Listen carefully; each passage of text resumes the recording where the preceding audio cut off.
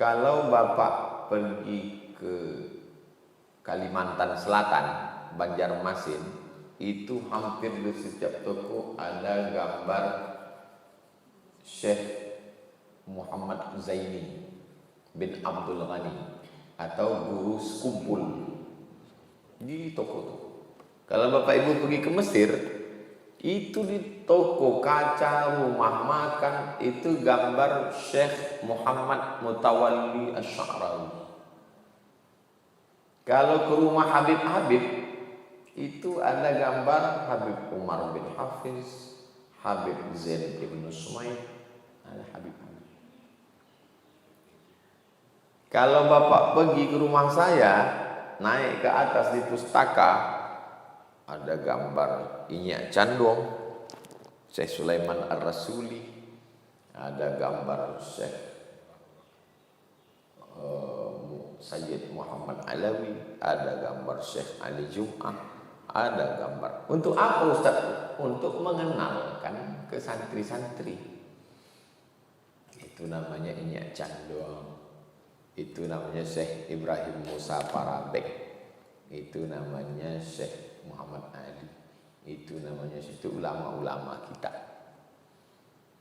Di atas pustaka itu keliling gambar-gambar ulama saya pasti. Itu namanya Syekh Azra'i Abdul Rauf. Untuk mengenalkan ulama. Kalau tidak nanti anak-anak kita ini tahunya pemain bola, Ronaldo, Messi. Tujuannya untuk mengenalkan ulama. Ditulis bukunya. Kalau tak mampu menulis buku-buku yang lama itu dicetak ulang. Saya cetak ulang buku tentang moyang saya 1000. Saya bagikan ke cucu-cucunya supaya tahu. Kalau tidak nanti mereka kehilangan sejarahnya. Tapi kalau dianggap itu sebagai mendatangkan rezeki dan menolak bala, ini bisa bermasalah. Di situ letak masalah. Ini kalau disimpan gambar Ustaz Somad ini di kantong, insya Allah tidak kena razia.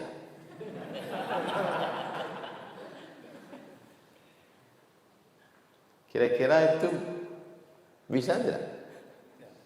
Mak saya dulu kalau mau pergi ke balik kampung, ke Kisaran, itu selalu asal keluar dari Bagan Batu itu, ini perbatasan Bagan Batu, udah menunggulah polisi Sumatera Utara. Prit! Asal keluar Bagan Batu, selalu. Saya cetakkan foto, saya bingkai, saya letakkan di mobil. Siapa aja mak jumpa polisi, tunjukkan foto. Alhamdulillah tak kena razia.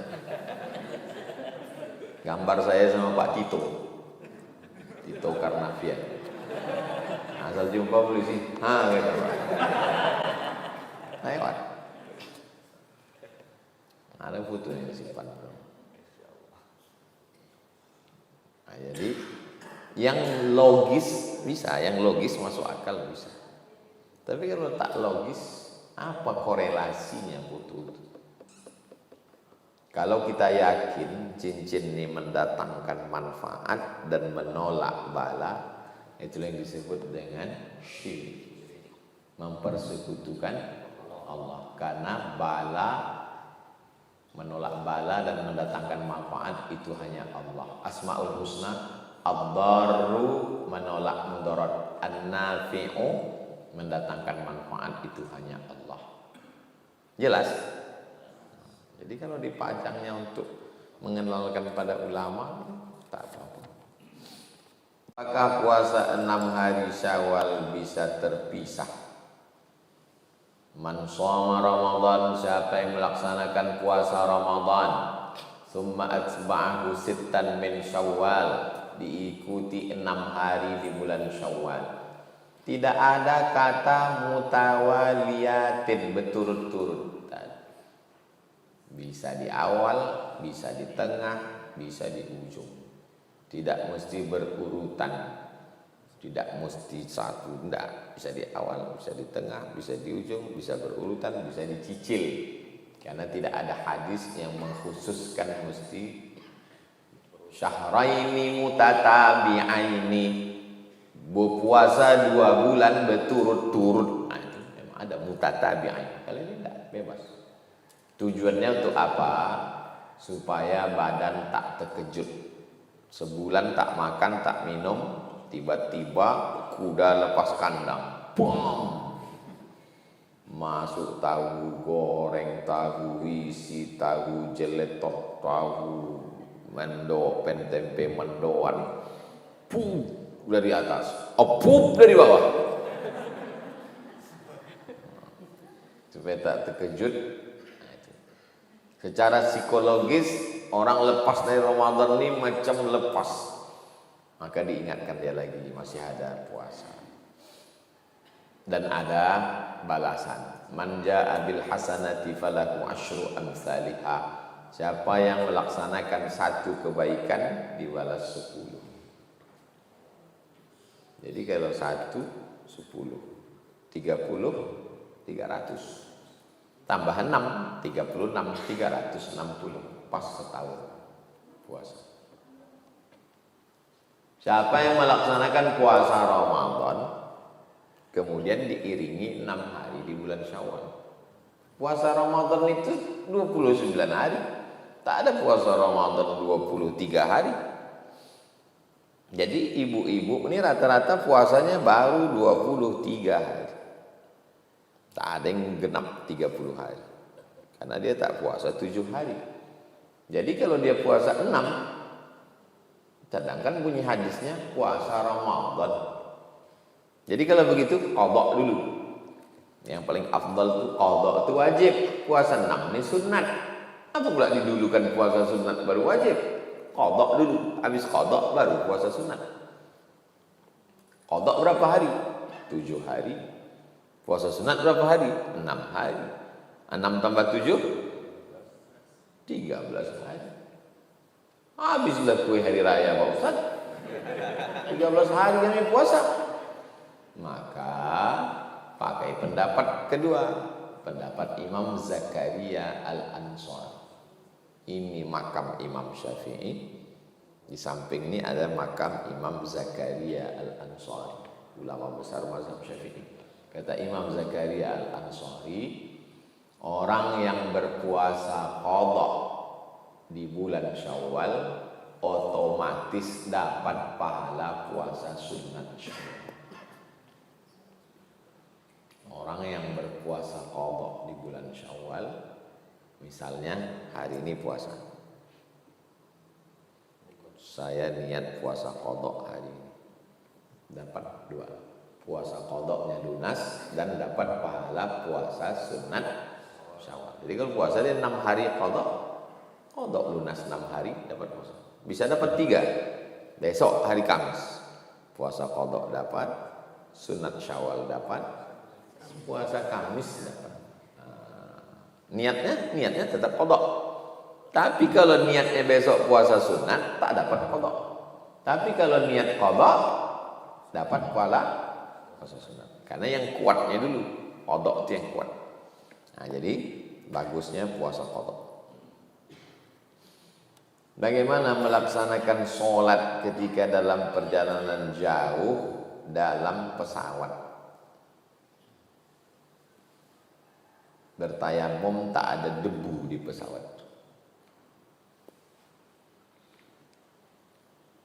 Kalau tidak ada alat bersuci, alat bersuci itu 2, air, debu. Air tak ada, debu tak ada. Menurut mazhab Hanafi tidak wajib sholat. Tak wajib sholat.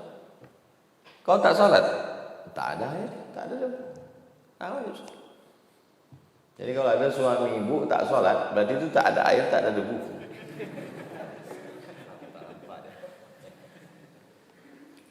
Menurut mazhab Hambali, sholat saja tanpa wudhu dan tanpa tayamum. Allahu Akbar. Kau tak wudhu, air tak ada. Kau tak tayamum, debu tak ada. Ini tak wajib sholat. Ini sholat tanpa wudhu dan tanpa tayamum.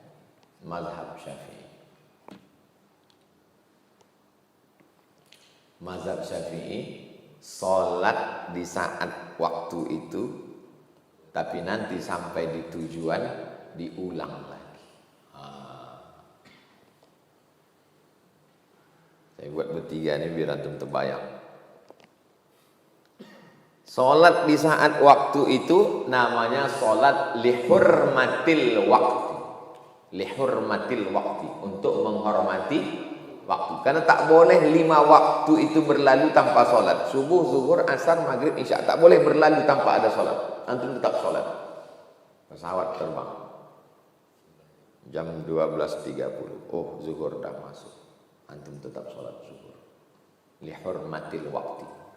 Tak wudu, tidak wudu, tidak tayamum. Karena tak ada air, tak ada.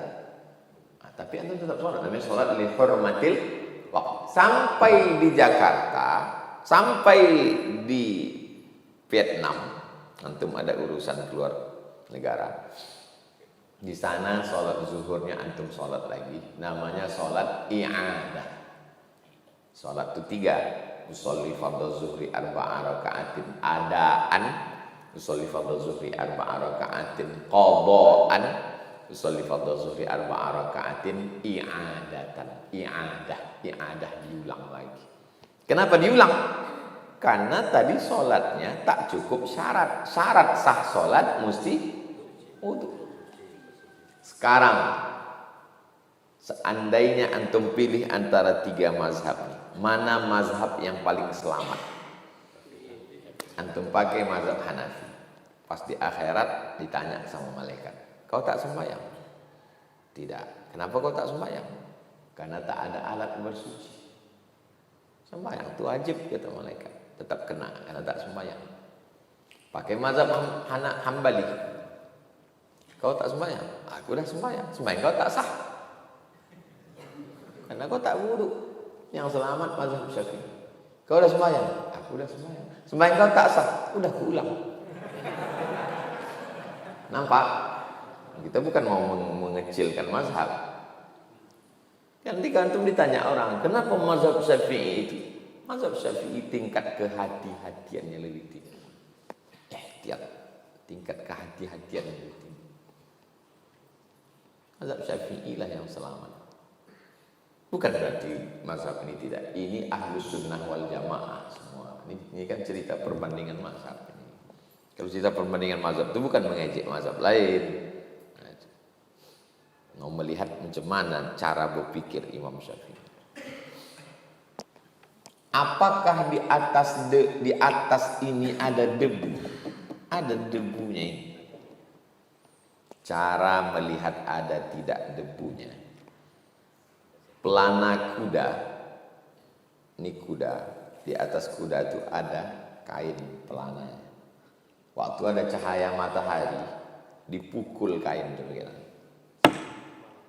Naik nampak, itu disebut dengan debu.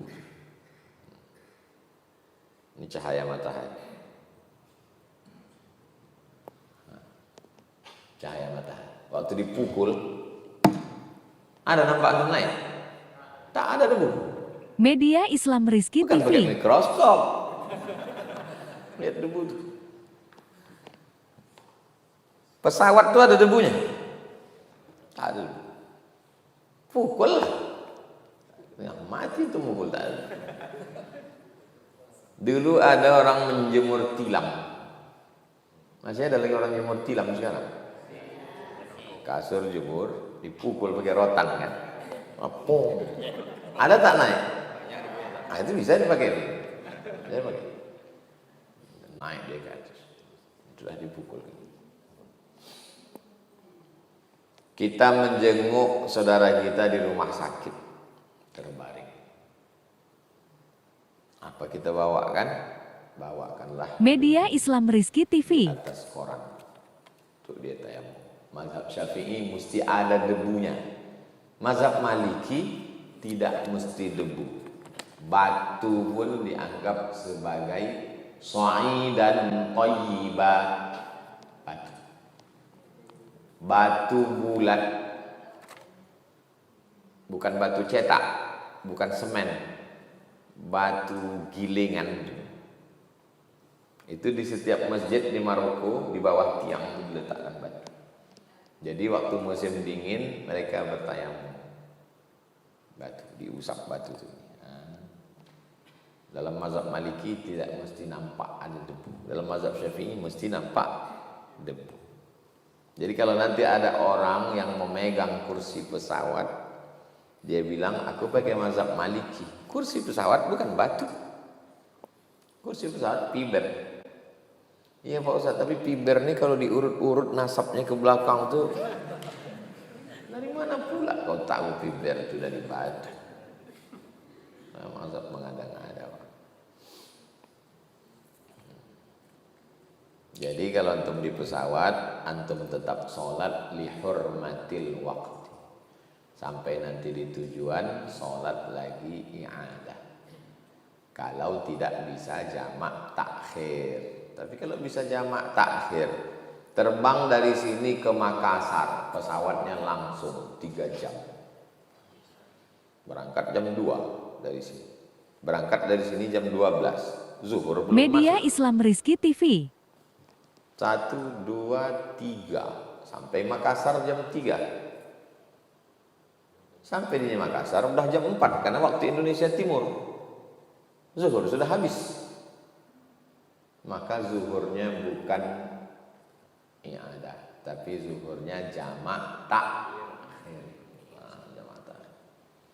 Jadi waktu di pesawat saya sholat tidak, karena jamak takhir. Jamak takhir. Tapi kalau penerbangannya ke Madrid, antum diundang main bola, enggak nonton Madrid sampai ke sana. Selama di pesawat tinggal sholat, itu tak bisa jamak karena pesawatnya sampai 12 jam non-stop. Maka namanya sholat i'adah. Waktu di pesawat itu antum tetap sholat. Sholat zuhur, sholat asar. Sampai di sana antum ulang lagi zuhurnya. Kapan mengulang zuhurnya? 2. Bisa di waktu zuhur, bisa di waktu sampai. Begitu sampai langsung antum sholatnya ada zuhur 4, asar 4. Menunggu waktu zuhur besok afdal. Mengulang sholat di waktunya lebih afdal daripada di luar waktu. Qadha juga begitu. Qadha zuhur di waktu zuhur lebih afdal daripada qadha zuhur jam 9 pagi. Bulan Syawal harusnya sebagai bulan meningkatkan amal, tapi kenyataan yang terjadi justru semakin turun. Bagaimana caranya supaya bisa meningkat? Kalau puasa, ya kita balik puasa sunat. Kalau bangun malam, ya tetap kita bangun balik, bangun malam, setel jam. Apa aja yang di puasa, yang di bulan Ramadan itu? Bangun malam, karena kita sahur, ya kita bangun malam lagi. Setel jam 4. Jam 4 bisa tahajud, setengah 5 bisa tahajud. Habis itu apa lagi? Baca Quran. Ya baca Quran kita lagi, buka lagi Quran. Itu makanya orang khatam Quran itu waktu khataman tidak sampai an-nas, tapi lanjut wa ulaika humul muflihun. Kenapa? Supaya melanjutkan bacaan. Acara khatam Quran tidak sampai an-nas, sampai wa ulaika humul muflihun. Supaya start awal lagi. Zikir, tetap berzikir. Oh, belum berhenti berzikir. Beli zikir itu yang ujungnya ada 10. Jadi setiap kali habis satu putaran 10. Habis satu putaran 10. 100, 200, 300, 400, 600, 700, 800, 900, 1000. Kalau tak dihitung kita lupa. Kau tak kau hitung zikir. Zikirlah sebanyak-banyaknya. Gimana zikir? Sedang sahabat Nabi menghitung. Sahabat Nabi menyimpul 2000 simpul. Pakai. Sahabat Nabi aja menyimpul. Saya kalau tak saya hitung tak tahu saya berapa zikir saya. Hitung. Tapi yang tahu kita aja. Yang habis itu gambar kan. Nah, Kata Syekh Ali Jum'ah, berzikir pakai kayu. Karena kayu itu ikut berzikir. Kayu gaharu, kayu. Jangan berzikir pakai plastik, karena plastik tak berzikir. Media Islam Rizky TV. Bukan berarti pakai plastik salah, yang berzikir pakai plastik. Tidak salah. Ini bukan masalah salah. Media salah. Islam Rizky Kata TV. Syekh Ali Jum'ah, berzikir tidak salah sebagai alat hidup. Bagaimana supaya meningkat? Ziarah ke kubur. Jadi ulama mengajarkan ziarah ke kubur itu untuk meningkat lah itu. Tak mempan lagi pakai ceramah. Ziarah ke kubur. Saya kalau ziarah ke kubur tuh meningkat amal saya. Menengok orang mati, menengok orang sakit, menengok orang tua. Hari raya dibawa anak-anak ini menengok orang tua, menengok orang sakit, menengok orang mati. Jangan dibawa ke kebun binatang. Hari raya anak-anak bawa ke kebun binatang, menengok cigak, cingkuk. Alah, Ustaz kemarin kami tengok Ustaz bawa Sami sama Hazik ke kebun binatang. Memang ada saya bawa jalan-jalan, bukan silaturahim. Silaturahim tetap sama. Bawa, tunjukkan. Ini nenek, ini pakcik, ini makcik, ini uak, ini opung, ini tulang, ini kenalkan semua.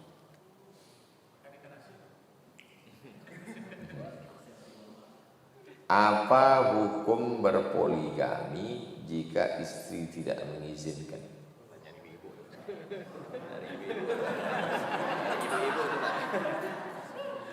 Hukum asal menikah itu tidak ada izin perempuan, tidak ada izin emak, tidak ada izin kakak, tak ada izin adik, tak ada izin perempuan. Yang ada menikah itu izin laki-laki, izin ayah sebagai wali, izin abang sebagai wali, izin adik laki-laki sebagai wali,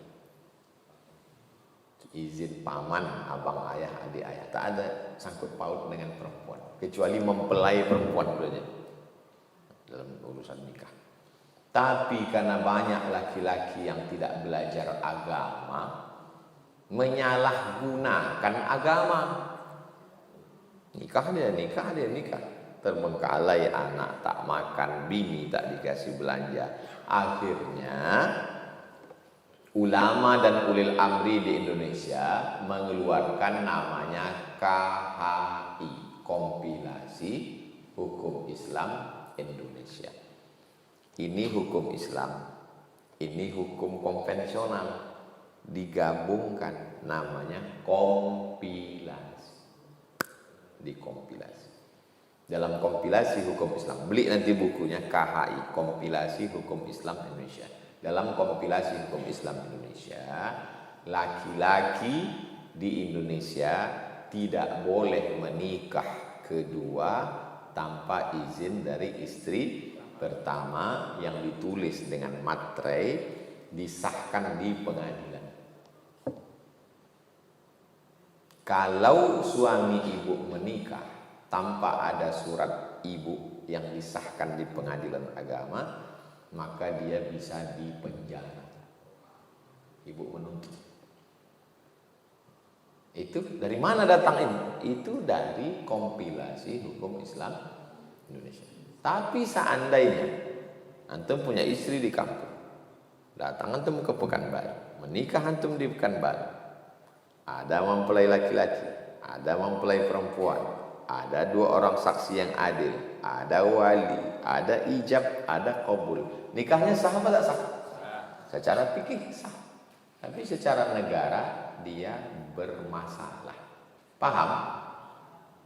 Jadinya kalau secara fikih sah, tapi secara negara bermasalah. Dan perempuan di Indonesia bisa menuntut.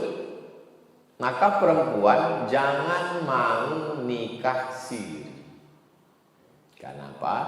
Karena perempuan yang dinikahi secara siri tidak dapat menuntut warisan. Mati laki-laki, tak dapat dia. Ya, mana mau istri pertama tuh ngasih? Udah kau rebut lakiku, kau pula minta warisan lagi. Inilah sama kau, kata dia.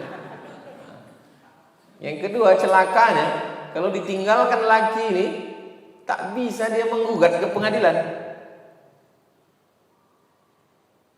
Ada perempuan ditinggalkan suaminya, tak tahu entah pergi kemana. Dia bisa ke pengadilan agama. Hakim menjatuhkan talak karena si suami sudah ada sirat taklik waktu habis akad. Jika saya meninggalkan 6 bulan lamanya, tidak memberikan nafkah atau menyakiti fisiknya, ditinjunya, KDRT, melapor, hakim menjatuhkan talak dengan sirat taklik. Dia menggugat ke pengadilan dan hakim menjatuhkan, maka jatuhlah talak 1 saya kepadanya. Tapi kalau nikah secara siri tak bisa. Habis nikah ditinggalkannya. Mana berani orang Minang? Maka jangan kasih adik kita, saudari perempuan kita nikah siri. Ini banyak sekali kasus-kasus. Perempuan harus paham ini, kalau tidak dia dibohongi sama laki-laki. Jika seorang pada hari itu tidak berpuasa, dia melakukan hubungan suami istri siang, apakah berlaku had 2 bulan berturut-turut bagi mereka? Menurut mazhab Syafi'i, orang yang sengaja tidak puasa tidak ada uzur, maka berlaku. Tapi kalau dia ada uzur, kenapa tak puasa? Sakit. Kenapa tak puasa? Musafir. Faman kana minkum maridan aw ala safarin fa'iddatun min ayyamin ukhar. Atau tua renta, maka dia tak kena. Tapi kalau dia tak puasa hanya khusus untuk itu, walaupun membatalkannya tidak dengan berhubungan, dibatalkannya puasanya dulu, minumnya TS. Habis itu dia berhubungan. Pas ditanya, kenapa kau berhubungan? Aku berhubungannya kan setelah puasaku batal, tetap kena. Jelas? Tapi kalau dia tak puasa karena musafir dia sama istrinya, berhubungan dia, tak kena. Kenapa? Karena dia musafir. Atau dia sakit. Kau sakit ya, kenapa berhubungan? Aku sakit, yang sakit kalau yang itu tidak, kata dia. Atau dia tua renta, tua udah 70, berhubungan. Tapi atau tua yang mata yang tua. Tapi kalau tidak ada sebab, dibatalkannya puasanya dengan makan, habis itu berhubungan dia, tetap kena. Karena tujuannya tetap berhubungan. Apa amalan untuk ibu hamil? Apa amalan untuk ibu hamil? Ibu hamil itu sudah beramal. Kalau ditanya, apa amalan ibu hamil? Ibu hamil itu sudah beramal. Apa amalnya? Hamil itu amal. Hamil itu amal. Itulah amal yang tak bisa dilakukan oleh wali Allah walaupun wali laki-laki. Walaupun wali Allah laki-laki tak bisa melakukan amal ibu itu. Amal apa? Amal hamil. Makanya orang hamil kalau mati syahid. Jadi kalau ada perempuan sikit-sikit hamil. Diejek sama orang. Zaman dulu kalau hamil itu bangga karena memperbanyak umat Nabi Muhammad. Zaman sekarang kalau ada orang hamil diejek. Kau ini tiap tahun hamil. Ini amal nih. Amal. Jadi yakinkan dulu, karena banyak dia menganggap kenapalah aku hamil. Emosinya mesti distabilkan bahwa hamil itu amal. Kau hamil itu udah beribadah. Nah, selama hamil itu dia memperbanyak sholat sunat. Ternyata orang tidak Islam tetap disuruh banyak bergerak untuk mempermudah proses kelahiran. Tengoklah ibu-ibu hamil lari ke jalan di lapangan Masjid An-Nur. Ibu mesti banyak jalan. Istri hamil bulan sekian disuruh banyak jalan untuk mempermudah proses kelahiran. Jadi sholat sunat bagus. Konsultasi tetap ke dokter, SPOG, spesialis obgyn. Kalau kata dia tak boleh, tegak, duduk. Sholat sunat. Yang kedua, hatinya mesti tenang. Kalau ibunya stres, na'udzubillah, banyak contoh kasus. Saya beberapa kali di anak itu karena ibunya stres. Saya tak nanya, saya hampir tak pernah mau bertanya masalah orang, kecuali orang cerita. Ustadz, itu dulu waktu ibunya mengandung, bapaknya begini. Itulah maka anak lahir. Banyak. Gara-gara ibunya stres. Maka ibu mengandung tidak boleh stres. Bagaimana supaya dia tidak stres? Ala bidzikrillahi tatmainnul qulub. Banyak berzikir. Istighfar 100, sholawat 100, la ilaha illallah 100, al-fatihah 100, kulhu 100. Itu supaya berzikir. Karena kalau tak dihitung 100, asal udah 3 kali petik berhenti. Waktu mengandung saya, almarhumah mak saya sakit-sakitan. Datanglah dia berjumpa Syekh Muhammad Ali. Syekh Muhammad Ali ini dari Makkah, sekolah di Makkah. Murid Sayyid Alawi, ayah Sayyid Muhammad bin Alawi. Kata mak saya, apalah ku amalkan? Kata Syekh Muhammad Ali, amalkan surat Ali Imran ayat 35, 36, 37. Antum screenshot, antum kirim ke istri, jangan ke calon istri. Surat Ali Imran 35, 36, 37. Mak saya tak bisa bahasa Arab. Setelah saya sekolah pondok, baru ditanyanya. Inilah ayat yang kubaca dulu waktu mengandung kau. Apa artinya ini?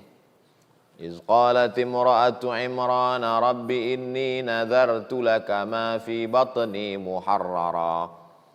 Ingatlah ketika istri Imran, nama istri Imran itu Hanna namanya, surat Ali Imran. Ingatlah ketika Hanna istri Imran mengandung. Nadartu laka ma fi batni, aku bernazar anak yang ada dalam perutku ini muharrara, akan menjadi penjaga Baitul Maqdis. Fataqabbal minni, terimalah amalku, innaka antas samiul alim. Falamma wada'atha qalat rabbi inni wada'tuha unsa. Ketika anak itu lahir ternyata anakku perempuan. Walaysa dzakaru kal unsa, laki-laki tak sama dengan perempuan. Yang boleh menjadi penjaga Baitul Maqdis itu anak laki, anak perempuan tak boleh. Tapi karena sudah nazar, inni sammaituha Maryam, aku kasih nama anakku itu Maryam. Inni u'idzuha bika wa dzurriyyataha minasyaitonir rajim. Aku minta tolong supaya anakku ini dan anaknya dijaga dari setan. Anakku ini Maryam dan anaknya, siapa anaknya? Maka Maryam waktu lahir tak menangis karena tak diganggu setan. Anak Maryam itu pun juga waktu lahir tak menangis, tak diganggu setan. Karena anak baru lahir itu dicucuk setan pusatnya. Jadi saya tanya sama mak saya, aku waktu lahir menangis mak, kau waktu lahir tak menangis. Saya tidak Nabi Isa. Tapi karena dibaca mak saya ayat itu, pun juga tak menangis. Tapi bukan nanti apa antum baca ayat itu antum tengok anak antum menangis atau tidak. Inni u'idzuha bika wa dzurriyyataha minasyaitonir rajim. fataqabbalaha rabbuha biqabulin hasanin wa ambataha nabatan hasanan fakaffalaha Zakaria kullama dakhala 'alaiha Zakaria al-mihraba wajada 'indaha rizqa qala ya Maryamu anna laki hadha qalat huwa min 'indillah innallaha yarzuqu man yasha'u bighairi hisab. Waktu habis 3 ayat itu ditarik napas ke dalam. Waktu dia tarik napas tuh, dalam keyakinan dia penuhlah ayat itu masuk ke dalam, dijaga Allah lah kandungannya. Zikirnya aja dulu antum, istrinya menyusul belakang.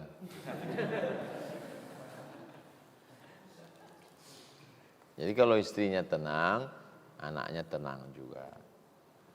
Karena jantung ibu tuh berpengaruh ke jantung anak. Puasa tak bisa, badannya lemah. Sholat pada awal-awal bulan, ujung-ujung sudah berat tak bisa duduk. Baca Quran dan berzikir. Jadi kalau dapat antum istri, diulangnya hafalannya 1 hari 2 juz, 1 bulan 2 kali dia khatam, berarti anak antum hamil 9 bulan kali 2. Berarti selama dia mengandung anak itu 18 kali khatam anak itu mendengar dalam. Tapi bisa juga 18 kali TikTok lagu. Maka hati-hatilah apa yang didengar. Saya naik pesawat ke Batam. Saya di belakang, saya sendirian naik pesawat. Ibu ini di depan. Asal anak ini menangis, didengarkan ibu ini ayat. Saya dengar apa ayatnya? Ayat Quran. Asal mati handphone tuh nangis anak. Rupanya anak yang terbiasa mendengar ayat Quran, kalau dia berhenti menangis dia. Pas dia dengar dia tenang lagi. Cuman saya tak nanya ibu tuh ada lakinya segan saya.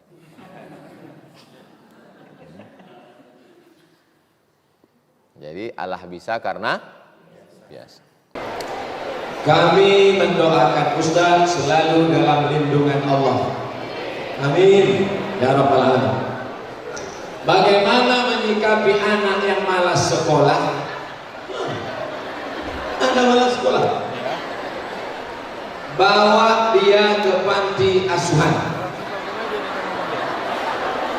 Yang malas-malas sekolah, tolong didata. Nanti sore usuruh bapak emak kalian membawa ke panti asuhan. Sore nanti, langsung hari ini juga, jangan tunggu-tunggu hari Ahad. Pergi ke panti asuhan, dudukkan dia sama anak-anak panti, nanti dia bertanya, mama, ini siapa? Ini anak panti asuhan. Kenapa mereka di sini? Maknya ada, ayahnya meninggal, tak sanggup lagi makan minum, tak ada tempat tinggal, ditinggalkan sini. Walaupun kalau macam-macam ditinggalkan juga sini. Panggil yang mengemis, yang nyanyi-nyanyi di lampu merah. Ada 2-3 orang ajak makan siang. Yang ngemis, gembel, mohon maaf, panggil, dudukkan sama dia, ajak dia ngobrol, cerita. Kenapa kau sampai tak sekolah? Aku sebetulnya ingin betul sekolah, menengok orang pergi sekolah menetes air mataku, tapi karena ayahku meninggal, emakku susah. Akhirnya aku menyanyi di sini untuk mengais rezeki, berjualan koran. Biar mereka tahu, tidak disuruh dia. Jangan ibu ceramahi anak yang tak mau sekolah, jangan ibu panggil sini nak, assalamualaikum. Bukan tablik akbar, langsung praktek. Langsung masuk ke kepala. Bagaimana dengan anak yang malas sholat Pak Ustaz? Anak-anak yang malas sholat, nanti kalau ada orang meninggal, tetangga ibu ajak dia, buka penutup wajahnya, suruh dia cium. Kalau laki saya malas sholat, laki ibu bawa. Tapi yang meninggal itu laki-laki juga. Jangan bini orang suruh cium, malah laki dia. Nah, ini dulu bapak ini pejabat, ini dulu bapak ini orang kaya. Setelah mati coba kau tengok, pucat macam es batu. Apa yang akan dibawanya masuk ke liang lahat? Sholat, bukan somat.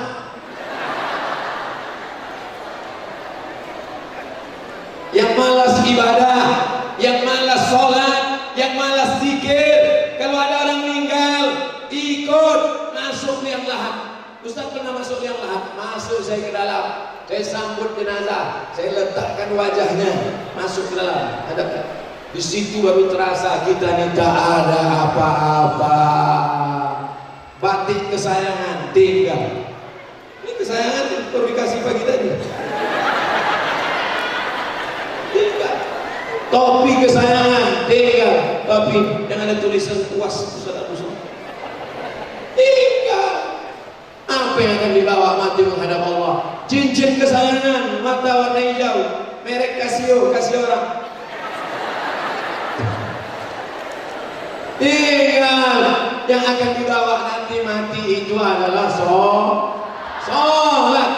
Tak mau juga sholat, kita kubur semua.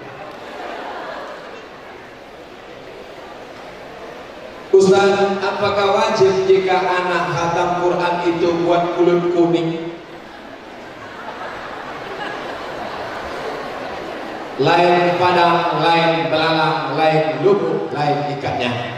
Ada sahabat Nabi namanya Anas bin Malik. Siapa namanya? Anas bin Malik. Idza khatamal Quran, kalau dia khatam Quran, jama'a ahlahu wa auladahu, dikumpulkannya anaknya, istrinya, lalu berdoa khatam Quran. Itulah dalil khatam Quran. Tapi di Nusantara ini tradisinya macam-macam. Ada orang Melayu, ada orang Mandailing, ada orang Aceh. Maka dibuatlah pulut kuning, pakai inting, ayam panggang. Maka tidak mesti pulut kuning, pulut merah pun boleh. Pakai bubur kacang hijau mantap. Kami kalau pakai ayam goreng Pak Ustadz lebih keren. Kalau minum air putih aja Pak Ustadz mampir kali kalian.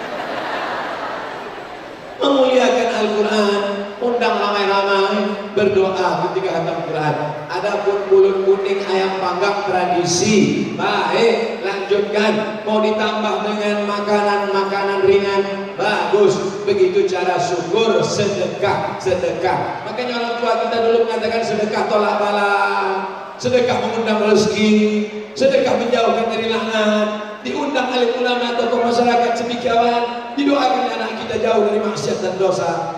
Khatam Quran terus dilanjutkan karena tradisi yang baik dan ada dalilnya dari sahabat Nabi Anas bin Malik radhiyallahu anhu. Ustaz, bagaimana cara meyakinkan orang tua kita supaya mau pergi haji dengan menjual harta sebagian miliknya? Karena orang tua saya tak mau pergi haji kalau menjual harta tersebut, sementara saya tak punya uang, tapi saya punya tanah. Mohon penjelasannya Pak Ustaz. Walillahi 'alan nasi, manusia wajib pergi haji. Hajjul bait, pergi haji hukumnya wajib. Salat wajib, zakat wajib, puasa wajib, haji wajib. Tapi yang wajib itu siapa? Man istata'a ilaihi sabila, bagi siapa yang mampu. Yang tak mampu tak wajib. Saya doakan semua, kita berharap anak-anak kita ini nanti semuanya sanggup pergi haji. Bolehkah menjual tanah untuk pergi haji? Tengok dulu. Kalau tanah itu tapak rumah satu-satunya, kalau dijual dia tak ada tempat tinggal, tak boleh. Tapi kalau tanahnya luas sejauh mata memandang, dijual 2-3 hektar dapat 40 juta, bisa berangkat ONH, ongkos naik haji. Tapi kena pelit, bin kedekut, bin bakhil, bin medit, bin pelit. Bapak yang tak mau jual tanah, Ustaz tunjuk siapa ini? Itu kamera. Nanti tolong kirimkan kameranya ke dia. Hai ibu yang tak mau jual tanah, padahal tanahmu banyak. Hai bapak yang tak mau jual tanah, padahal tanahmu luas. Ingat, setelah kau mati nanti tanahmu akan dibagi-bagi oleh anak menantumu. Menantu yang paling tak kau suka, itu yang paling banyak dapat. Waspada. Oleh sebab itu maka jangan berpikir sesaat dunia saja. Orang yang cerdas, al-kayis, orang yang cerdas, mandana nafsahu, yang mampu menekan hawa nafsunya, wa amila lima ba'dal maut, dia berpikir sesudah mati, bukan yang dipikirkannya tanahnya yang luas, tapi mana tanah yang bisa membawa mati. Jual tanah, pergi haji. Jual tanah, santuni anak yatim. Infakkan, wakafkan tanah, buat pondok pesantren, sekolah agama, MDA. Itulah yang menolong di hadapan Allah Subhanahu wa Ta'ala. Setuju? Yang tak setuju, jadi. Nama saya Farel, kelas 8. Saya mau tanya Ustaz, bagaimana cara menghindar dari fitnah Dajjal? Anak kelas 8 pertanyaannya berkualitas, the best.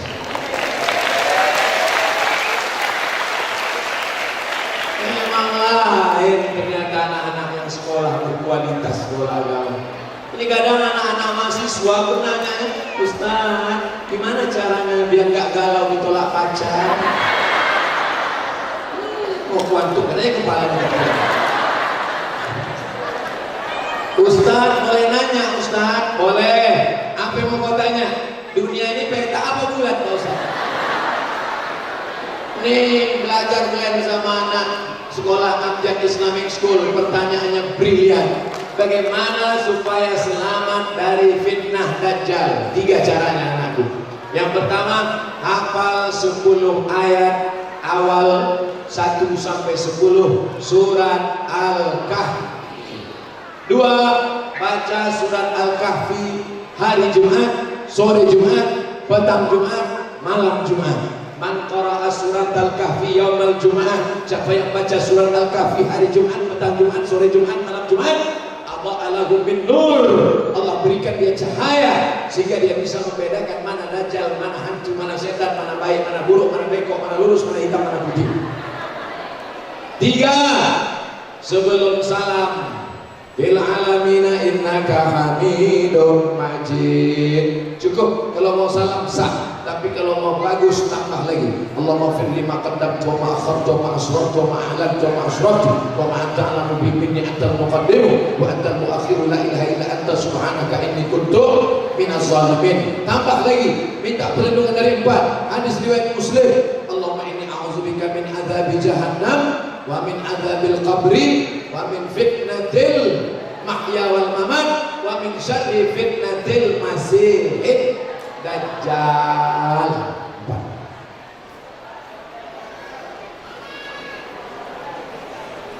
Bila ada orang tua melarang anaknya, tapi dia sendiri melakukan yang dilarangnya. Nah, jangan pakai lipstik tebal-tebal ya, lipstiknya 2 inci. Nah, kau jangan sampai buka jilbab ya, dia sendiri tak pakai jilbab. Nah, jangan kau pakai celana sempit ya, dia sendiri pakai celana jin baju hantu.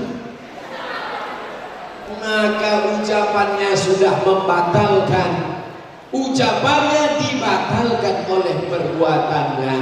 Apa hukumnya dalam Al-Quran? Atamuruna nasa bil birri, apa gunanya kau suruh orang buat baik, wa antum tatlunal kitab, sedangkan engkau baca Quran, baca hadis, dengar ceramah, kau suruh orang buat baik, kau sendiri tak melaksanakannya. Kabura maqtan indallah, hukuman yang paling berat diberikan Allah bagi siapa? Kabura maqtan indallah, hukum paling berat bagi orang yang menyuruh tapi tak membuat. Mudah-mudahan kita menyuruh, mengajak, dan kita melaksanakannya. Amin ya rabbal alamin. Amalan apa yang sedikit dikerjakan tapi pahalanya banyak? Mantap. Amalnya sedikit, pahalanya banyak. Man ala salasa banatin, siapa yang merawat 3 anak perempuan, fa'adabahunna, sekolahkan dengan baik, wazawwajahunna, nikahkan dengan orang baik-baik, wa ahsana ilaihinna, buat baik sampai mati, falahul jannah, surga baginya. Ibu yang membesarkan mereka 3 orang, dididik dengan baik, nikahkan dengan orang baik, buat baik sampai mati, falahul jannah. Jangan batasi surga hanya lewat haji mabrur. Anak saya cuma 2 Pak Ustaz, tambah 1 lagi. Apalagi amal yang ringan, kalimatani, 2 kalimat, khafifatani alal lisan, ringan di lidah, saqilatani fil mizan, tapi berat pada timbangan amal hari akhirat. Subhanallah wa bihamdihi, subhanallah, subhanallah wa bihamdihi, subhanallahil azim, subhanallah wa bihamdihi, subhanallahil azim, subhanallah. Pokoknya sedang nyetir, subhanallah wa bihamdihi, subhanallah, subhanallah wa bihamdihi. Datang razia, buka kaca, subhanallah wa bihamdihi, subhanallah. Ada lu lewat aja kan? Bolehkah kita membenci orang tua kita karena orang tua kita tidak mengajari yang tak baik? Membenci perbuatan orang, yes. Membenci orang, tak boleh benci orang. Benci perbuatannya karena dia mengajarkan santet, karena dia mengajarkan sihir, karena dia mengajarkan copet, dia mengajarkan black magic.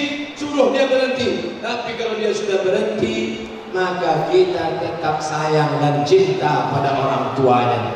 Andai orang tua kita itu kafir, baca dalam Quran, wa in jahadaka ala an tusyrika bi. Kalau orang tuamu itu tidak Islam, dia memaksa engkau untuk menyembah selain Allah, fala tuti'huma, tak boleh patuh sama dia, tak boleh ikut cakapnya, tapi tetap berbakti. Wasahibhuma fid dunya ma'rufa, tetaplah berbakti pada orang tua. Apa hukum anak yang memutuskan hubungan dengan orang tua? La yadkhulul jannah, tak masuk surga. Qati'ur rahim, orang yang memutus tali silaturahim. Hadis riwayat Bukhari dan Muslim. Hati-hati, jangan kau kira masuk surga karena kau pergi ke Makkah bolak-balik. Jangan kau kira kau masuk surga karena rajin infak, zakat, wakaf, sedekah. La yadkhulul jannah, tak masuk surga. Qati'ur rahim, yang memutus tali silaturahim. Bagaimana jika ayahnya sudah meninggal, ibunya ingin menikah lagi, tapi anaknya tak merestui hubungannya? Anak durhaka. Kenapa kau tak setuju emakmu menikah lagi? Karena calon suami emakku ini berondong Pak Ustaz, yang mau mengincar harta bapakku saja. Kalau jelas sebabnya boleh, tapi bukan kau yang melarang. Mengadu kepada tokoh masyarakat, alim ulama, cerdik pandai, supaya mereka yang menasihati ibumu. Kau jangan kau pikirkan anak, jangan kau pikirkan suamimu yang baru ini saja, anakmu juga kau pikirkan, karena harta warisan ini dari suamimu. Bukan kalian menceramai mak kalian. Jangan nanti mak kalian mau menikah, bapak kalian sudah meninggal, dan panggil mak kalian, mak sini sebentar. Ya ayyuhalladzina amanu, janganlah menikah lagi setelah bapakku mati. Begitu juga dengan ibu-ibu. Ibu punya ayah, mak ibu meninggal, ayah ibu mau nikah, ibu larang. Bukan begitu cara bakti sama orang tua. Ayah mau nikah sama siapa, cari, biar kami pinangkan. Ini yang mau. Jangan ayah, ini 17 tahun nih, ayah 71. Darah tinggi ayah mati nanti. Jangan kalian tahan yang mau nikah. Ini banyak anak-anak ini merasa berbakti. Papa, mama sudah meninggal, papa jangan pikirkan lagi yang lain-lain. Papa mau ke Singapura, hinggap. Papa mau pergi ke Jakarta, singgah. Papa mau tinggal di Medan, silakan. Kalian pikirkan tempat terbang saja. Kemana hinggap kalian pikirkan. Saya Nanda mau nanya sama Ustadz Somad, bagaimana hukum wanita yang sering sholat di masjid? Perempuan sholatnya di rumah, laki-laki sholatnya di masjid. Sekarang terbalik, laki-laki sholat di rumah, bininya ke masjid. Tak betul. Laki-laki yang soleh sholat laki-laki yang sholat di rumah, laki-laki soleha. Perempuan sholatnya di rumah, tapi kalau dia mau ke masjid boleh. Ibu-ibu kalau mau ke masjid boleh, dalam kurung syarat dan ketentuan berlaku. Ke masjid janganlah pakai rok, janganlah pakai celana sempit, banyak atu-atu masuk palet gara-gara ini. Sampai ke masjid, zikir, baca Quran, diam. Saya masuk masjid, ini ada tirai, di balik tirai ini perempuan, mereka bercerita. Sangka genderuwo, sangka mah hampir. Masuk masjid dengan syarat dan ketentuan berlaku, menutup aurat, jaga sopan santun, tidak membicarakan aib orang lain, bertasbih berzikir, masuk masjid zikir. Subhanallah. Kalau datang orang mau ngajak dirumpi, kabarnya anak saya sudah baca belum? Subhanallah.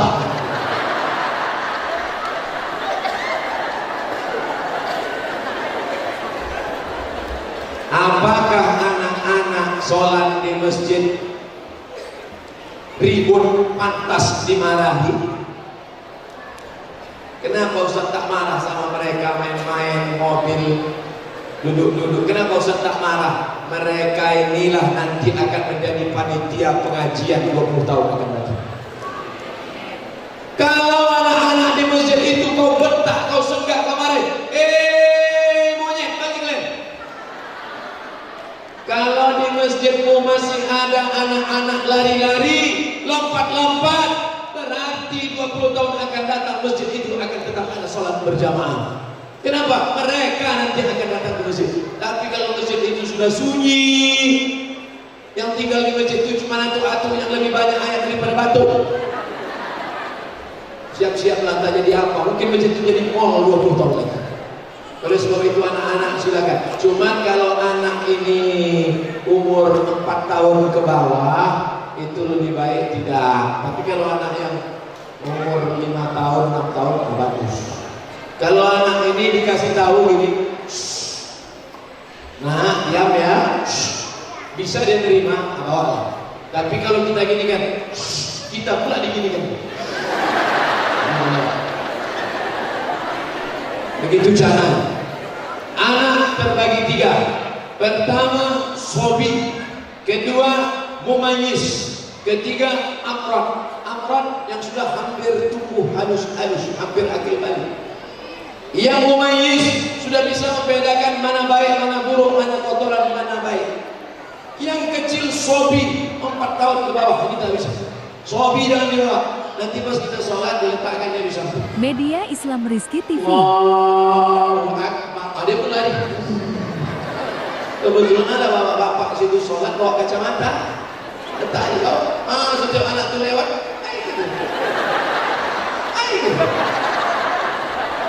Assalamualaikum warahmatullahi. Assalamualaikum warahmatullahi. Anak kau ni.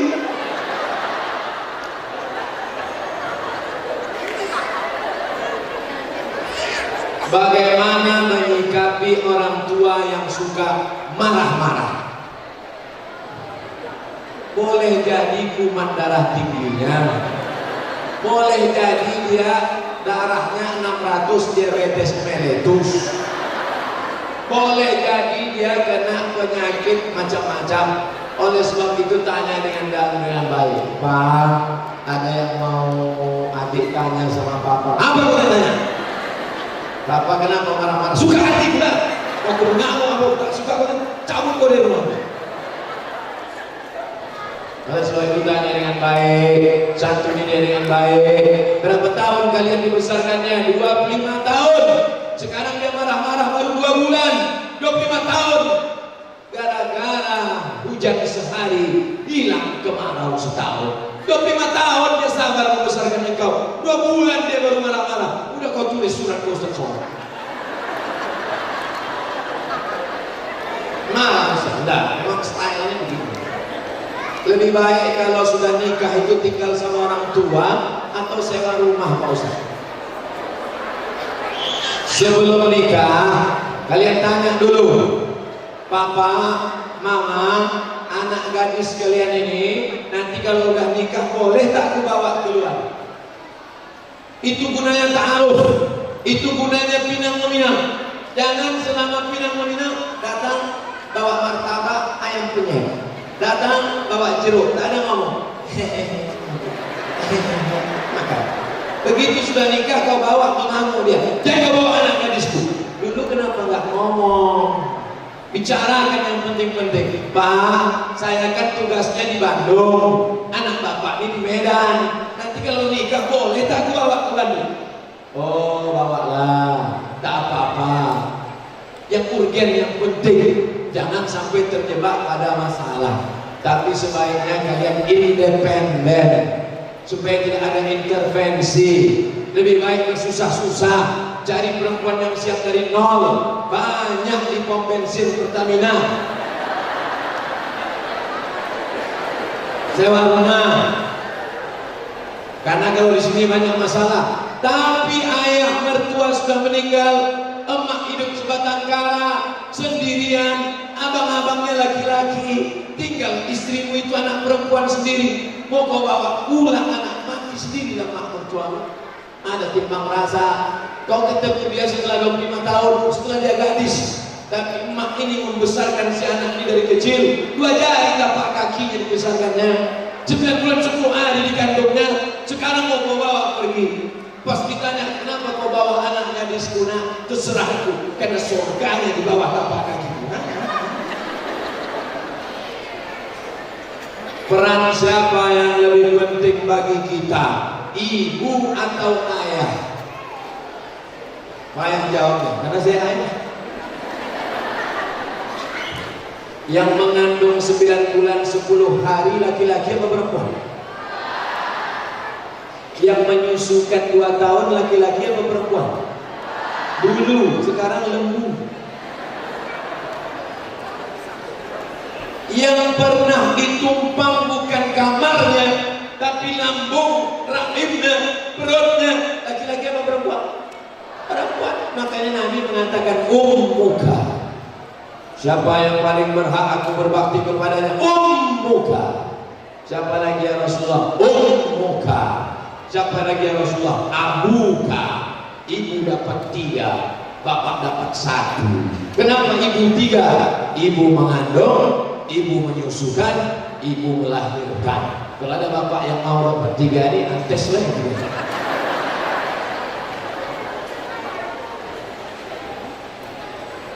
Apa hukum investasi uang di perusahaan Merkuri dan Forex? Apapun nama transaksinya, dunia canggih, internet, multimedia, nanti tak tahu kita tahu macam mana lagi dunia ini. Selama tidak ada unsur 3 halal. 1, tak ada zalim menganiaya orang. 2, tak ada gharar, gambling, judi tak pasti. 3, tak ada risk tipu.